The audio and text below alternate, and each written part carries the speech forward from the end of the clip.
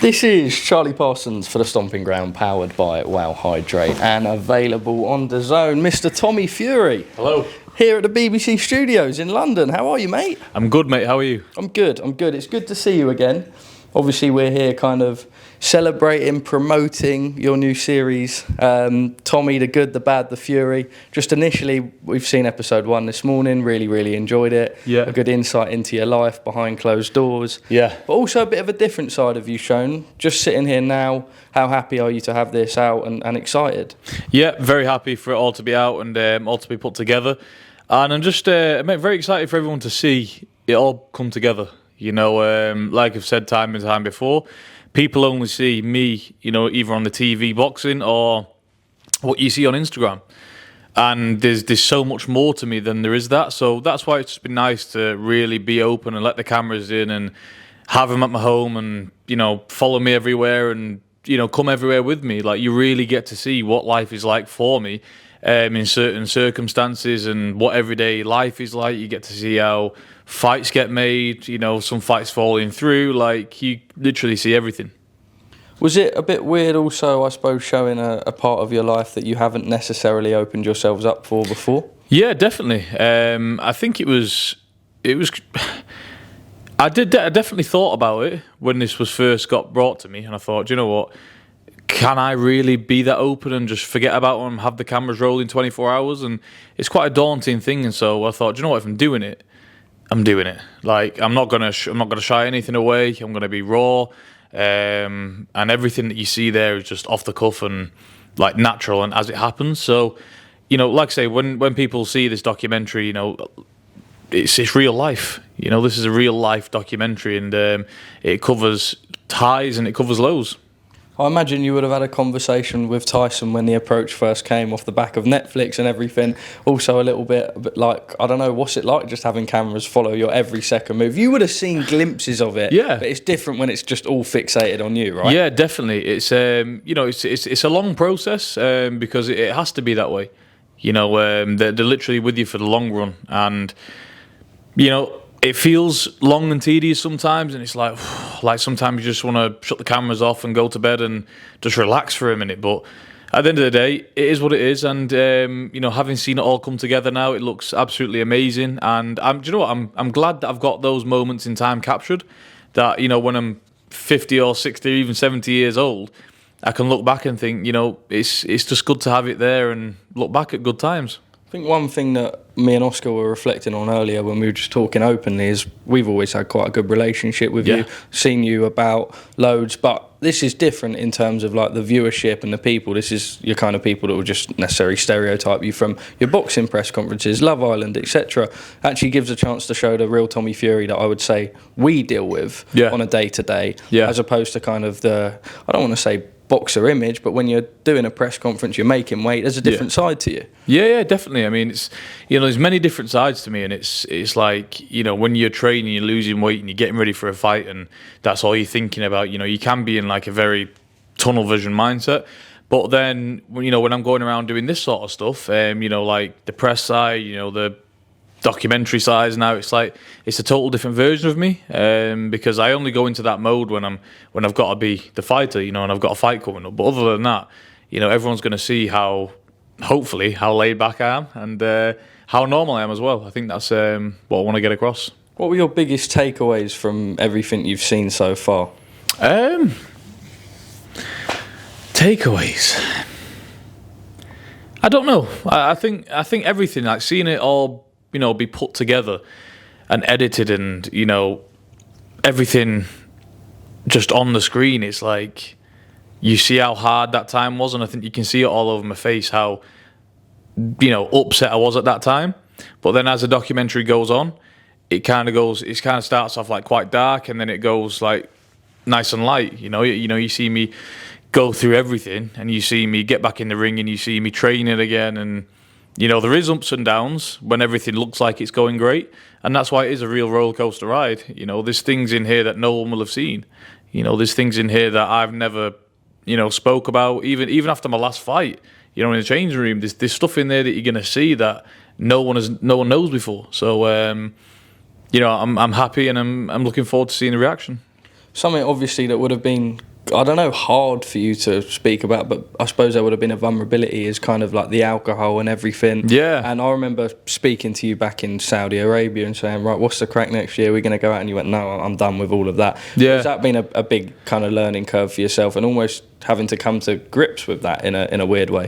Yeah, I think definitely that side of me, like, going out and doing all that, like, I'm just kind of over that now. Like, it's just not in my mindset at all. Like, going forward, it's just not what I want to be. I don't, it's not what I want to do. I've had a long time out of boxing due to the injury, and got a lot of making up to do. I want to be more active. I want to have more big fights, and yeah, I just want to get back to where I was, and I'm fully in the way. I'm back fit and fighting in shape. I'm in the gym regularly.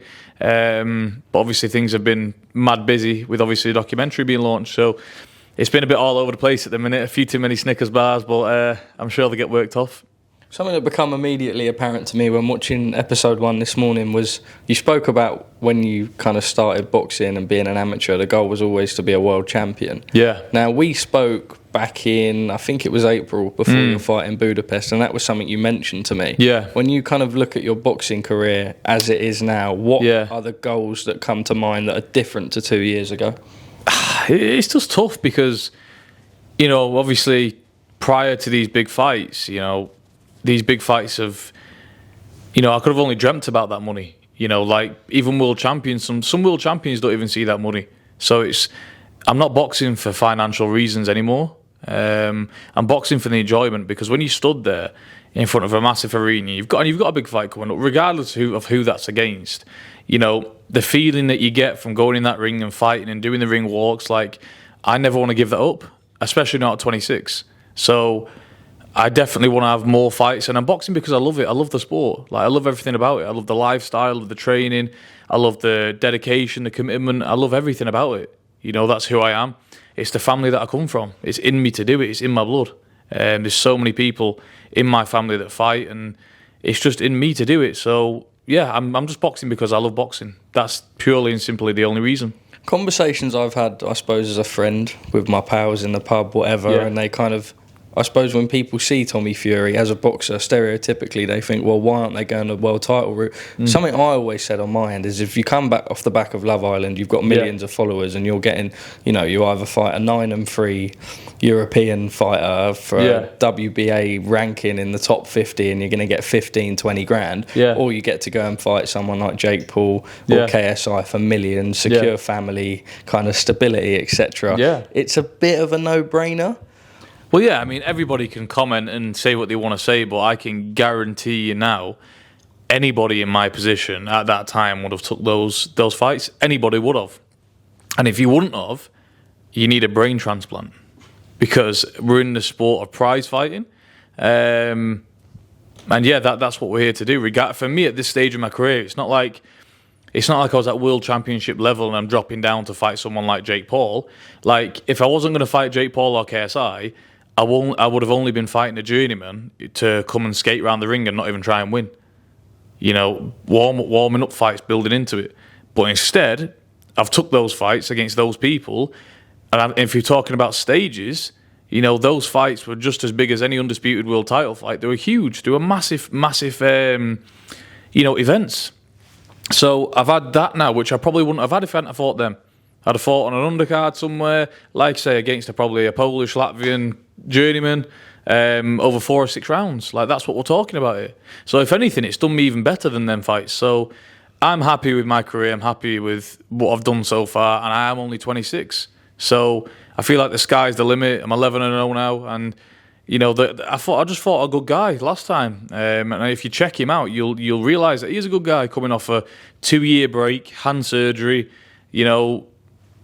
I think it's been great, to be honest, and I just can't wait to get the best out of myself. Because even back before the hand surgery, I need to be more active as a fighter. I've been a pro since late 2018, and I've only had 11 fights. Mike Tyson had 14 fights in his first year as a pro, so it's like I need to be more active to get the best out of myself. So that's kind of where my mindset's at right now. As you sit here now, what's the bucket list for the Tommy Fury boxing career at 26 years of age? I just keep winning. That's it. God willing, just keep getting the W's. I don't care how I get them, as long as I get them, and keep improving and keep on, learning new things. Boxing's a sport where you can never stop learning, and I'm just looking forward to every single fight, no matter what fight it is, who it's against. I just want to get the best out of myself. We could tell how happy you were when you went and visited the hand surgeon. And it was like, look, finally, at last, you can go back to punching, sparring, without having any troubles. I imagine that was also something that added to the stress of you kind of going down that hole as such. When you got that final sort of confirmation, big clarity and kind of weight off your shoulders. Yeah, it leaves no stone unturned. I think for that was the final... that was the final message that I needed. The doctor said to me, it's not going to get any better than it is right now. And I was like, okay, that's fine with me. So going forward now, we just make the best of a bad situation. It's never going to be fantastic, but if I nurture it and I, use it the right ways, if it's hurting, back off a little bit, and then in the fights, go full throttle. Like, if I just work it like that, we can do it, and everything's fine. So, listen, I thank him so much because he is the best hand surgeon out there, and he's done an amazing job.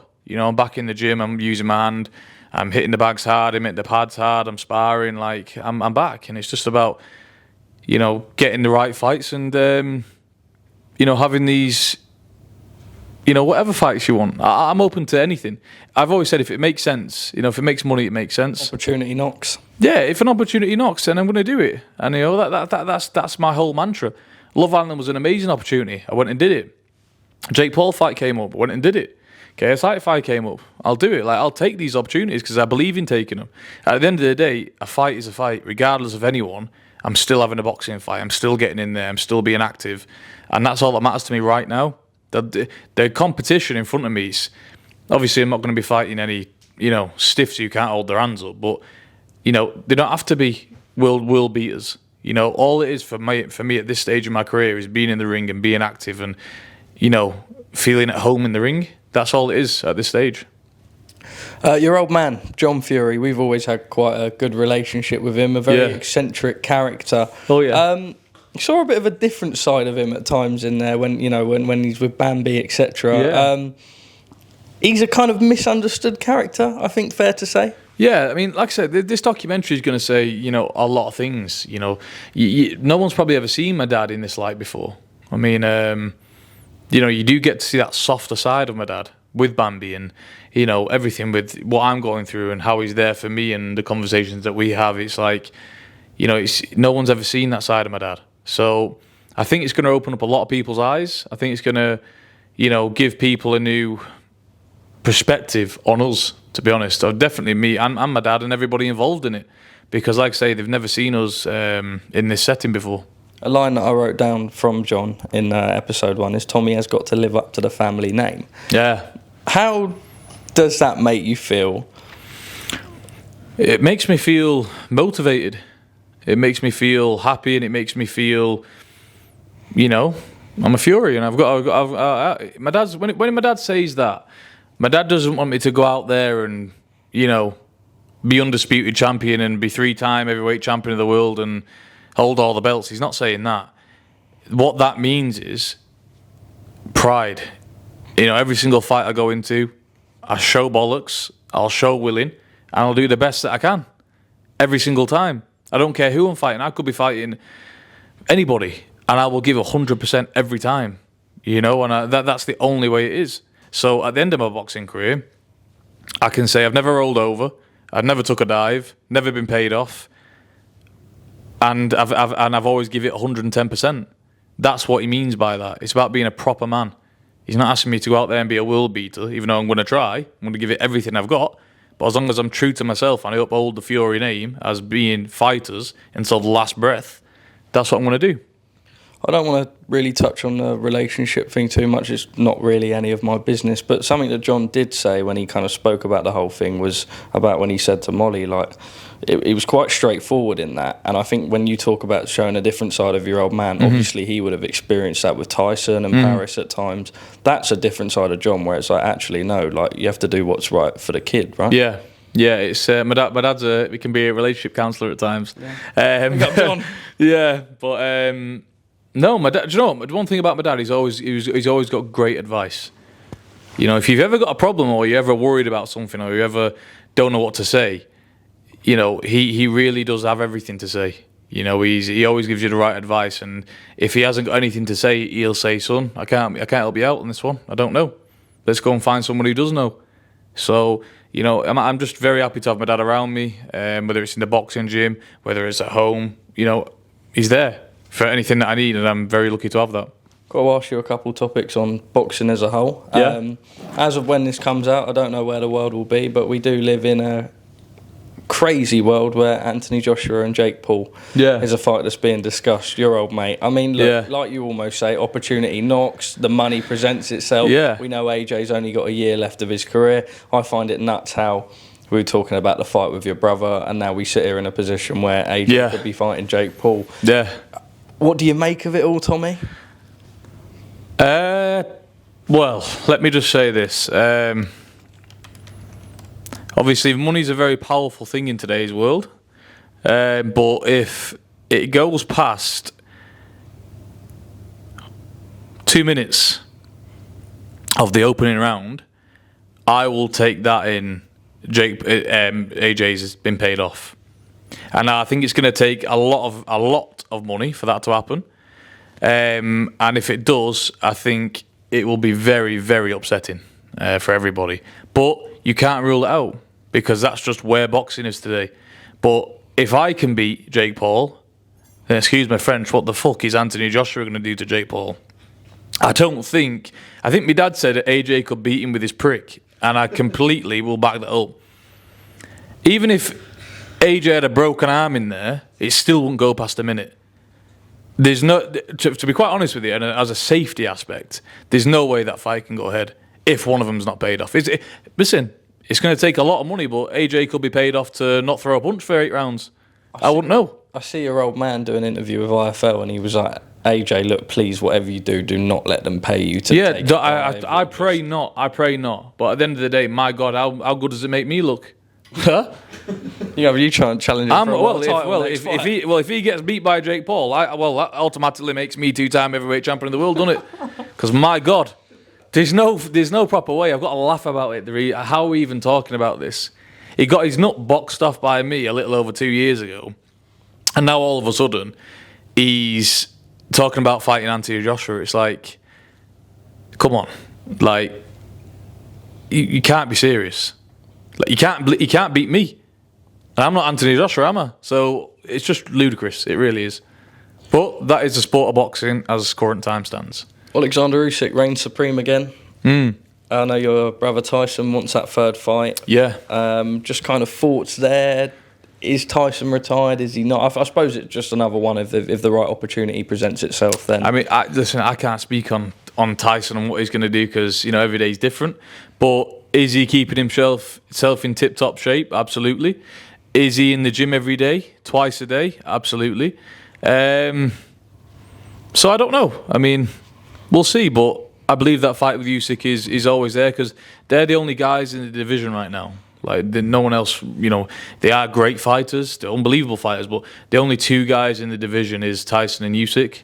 And I think that Tyson had 2 bad decisions against him. I'm not just saying that, everyone's going to think, of course you're going to say that, but that's just my opinion. And I think if the third fight happens, I think it's going to be a very exciting fight for everybody. John spoke to Oscar last week and said that he really wanted Tyson to stay retired, and the AJ fight's kind of done its course now. Yeah, I sit agree. Here as a fan, and all I've ever wanted to do was see AJ and Tyson just on that press conference table. Like, that was the dream for me, and I suppose I still do want to see that, but it wouldn't be what it was. No. I think for me, I would love to say, to see Tyson stay retired. I think he's got nothing else left to prove. He went out to Germany and beat Klitschko when nobody else could. Klitschko was 12 years undefeated, reigning champion. He went out there and beat him. He went to America and beat Deontay Wilder while he was fresh and in his pump. He's been 2-time heavyweight champion of the world, lineal champion. He won every belt there is. he's won every single title you can ever win as a champion, as a professional boxer. So what more do you have left to prove? You couldn't spend his money in 20 lifetimes. So what's the need? You know, he's got nothing left to prove at all. And for what he's been through and for what he's overcome, you know, I think, yeah, he's served his purpose. But he is his own man. All right, Tommy, just... Yeah, 2 more questions. Yeah. 2 more from me. I suppose when people watch this, when it drops on BBC, obviously there's a lot of kind of learning that can be done, but I suppose people will be able to learn things themselves looking at it, right? Maybe people are out too much, their priorities aren't what they should be, etc. Yeah. What would you like for people, I don't know, whether they've got families, whether friendship, family life ain't right, how would you kind of like for them to be able to come away?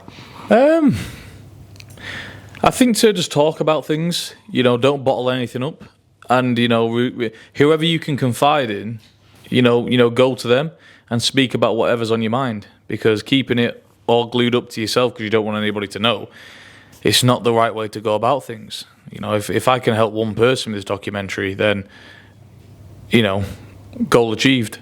You know, I'm here to put this out to say that, you know, you can be on top of the world and have everything you've ever dreamed of, but it's still okay to feel, you know, not right. So, and that's what I want people to take away from. You know, I've been through that now, and I wouldn't make the same mistake twice. I wouldn't go down that road again, because there's nothing at the end of a beer bottle. So yeah, I mean, anybody that's drinking for the wrong reasons, if you're drinking to have a good time with your friends and have a laugh and that, absolutely, have at it. But if you're drinking to try and suppress feelings and, you know, all that sort of stuff, then, you know, drinking is not the answer. You know, it only makes it 10 times worse, and I can say that from experience. So, yeah, if I can help someone, great. And if not, you know, enjoy the ride. Finally, for me, on a lighter note, and if anyone laughs behind the camera, I'll be very, very disappointed. I got a phone call the other week. Okay. Asking to go on Love Island. Never. Now, don't say never, because no, that's I'm not saying never, but it's that's like, it's mad, isn't it? That's disrespectful. That's disrespectful. No, I didn't mean it like that. And now they're laughing behind the camera. Now, as a 5'7" chubby geezer, I immediately said no. Hey, you can't put yourself No, but down you've got like to be that. honest, mate. Right? Yeah, I look but you at can you, talk. yeah, Mr. Lover. Yeah, of course we've got the gift of the gab. There and you go. whatnot, but I'm just thinking, yeah, me next to them man mountains, big brick shithouses, six-packs, everything. But girls don't always want that, mate. No, in Love Island, it's a bit No. Tommy, come on, I mate. remember I remember a few years ago, I was in New York. Me and Molly actually was in New York, and I was fat as hell. I couldn't. Your fat's different. I couldn't to even my see fat, my own bro. bollocks. I was that fat. I couldn't see it. I was in the bathroom pissing, and I couldn't see where I was pissing from. I looked in the mirror and I thought, my God, what a state. And I went to Molly. I didn't have a strap of clothing on. I said, what do you think about me? I said, what do I look like to you? And she goes, honestly, I couldn't give a bollocks what you look like. I'm not interested. All that I care about is that you're happy. And it's like, she's probably lying. She don't want to upset me. But I'll take that. And it's like, girls don't always want a six-pack and big muscles and a big back and a big chest. I mean, it helps, but they don't always want that. Like all they want is to be loved and nurtured. And if you've got the gift of the gab, which I know you have, I think you can snatch anybody up on there, sir. I might just stick to my local boozer for now. Tommy Fury, you've been a legend. Thank you very much for your time, as always. Lovely seeing you, bro. Thank you.